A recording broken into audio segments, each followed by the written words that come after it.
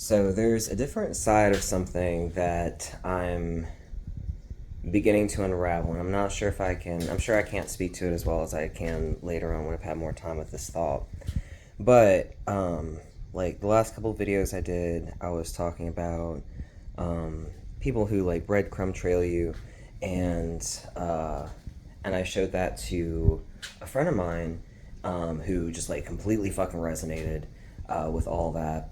But and we're both talking about how like we want to like not be that kind of person who's so susceptible to just like following a breadcrumb trail and like um, putting all of this like good faith into that and into that action and into that like what you perceive the situation to be. But I was thinking about the another aspect of it, and this is something that um, I feel a lot more pressure to um, consider all sides of any kind of perceived power dynamic since I transitioned. Women aren't taught to think about that because women in this culture are still very much the kind of people who they have no agency of their own. They can listen, but then they can just, ask for favors or protection from the dominating males in their life, basically. Um, and But how I am wanting to show up is as the kind of man who like knows how to protect others' boundaries in a different way, and to be accountable for their own actions and how I take up space and everything. So anyway, um,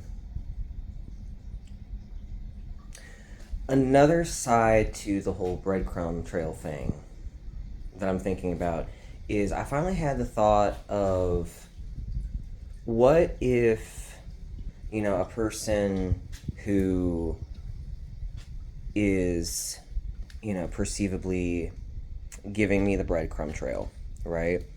And, and it is addictive. Like that's something that works because it's addictive. And, I'm an addict and I usually get along with other addicts because, we've got our wiring fucked up in similar ways and it works well. And also it's like if they have walked through their shit and addressed their shit, then that's a different person, and that's a person that I do love being close to, right? And that's where we can meet, because that's an entirely different level of both like helplessness in yourself that you've experienced and being able to walk out of it yourself. Anyway, with the breadcrumb trail thing, something I was thinking was what if somebody was kind of breadcrumb trailing me. It's addictive, by the way, to get back to that little tangent. It's addictive because it's like nothing, nothing, nothing, ooh, nothing, nothing, nothing, not sure, not sure, ooh. Addictions work really well like that, Think like slot machines and shit. What, there's a term for it, and I'm not going to remember it. But it's basically like that intermittent reward that is inconsistent is something that the brain wants to attach onto really well. And we're all worth more than receiving that and worth more than pursuing that if that's all that's happening. Um, However, the other side of it is, what if this person who is, breadcrumb trailing somebody or just like giving the little like side eye green lights shit, what if that person doesn't know how to ask for what they want? If that person doesn't know how to ask for what they want, do they know how to say no? Do they know how to say stop when they want things to stop? If they're not the kind of person who can ask for what they want, and if they're not the kind of person who I can trust will say no, or who I can trust will voice when they're done with whatever situation that we're in, um, then like I cannot be responsible for you. And that can be a very emotionally and psychologically dangerous place to be. And I've been that in that situation with some of my relationships where, like, if they, because people like that, people who don't know how to, like, utilize their own agency for their own protections, ends up hurting other people. And mostly as collateral damage, mostly out of carelessness. But there's also the facet of that where, and I used to be this, right? So I'm not just purely observing and imagining what, I am imagining what's going on in other people's heads, but I'm basing it, excuse me, we're between storms. They're doing like a bunch of like construction on my building. They just like ripped off the whole roof and put on the other ones last week. So I'm just like, anyway, sorry.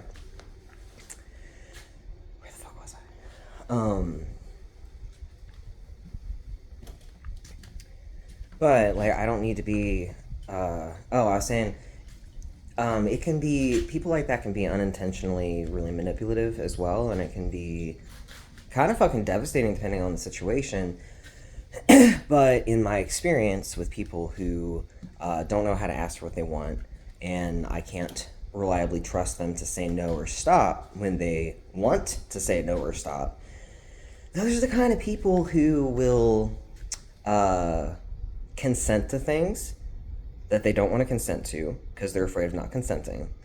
Or, and also, those are the kind of people who will sometimes like even suggest actions, suggest things together.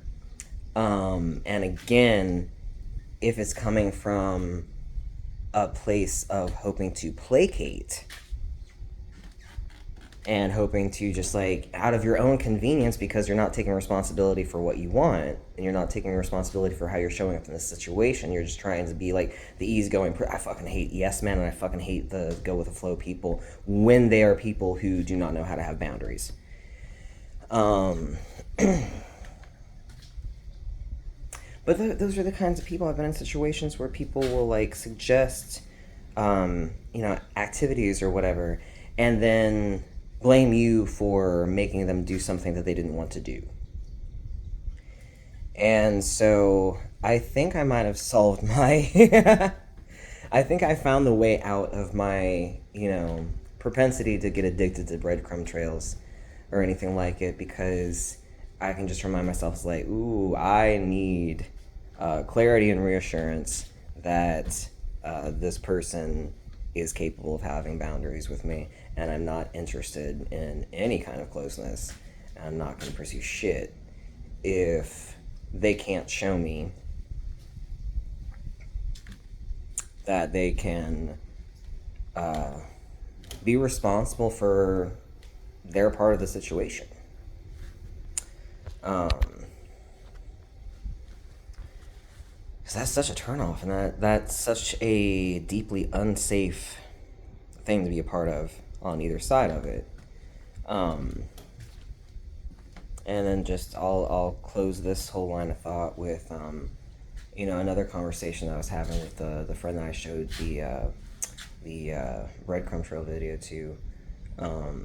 We were talking about getting older, and how like your roles in the situations you show up in change anyway as you get older, and you have to like find different ways to reconcile that and different ways to kind of inventory yourself and what you're doing, because you have to show up as someone who's appropriate for your age.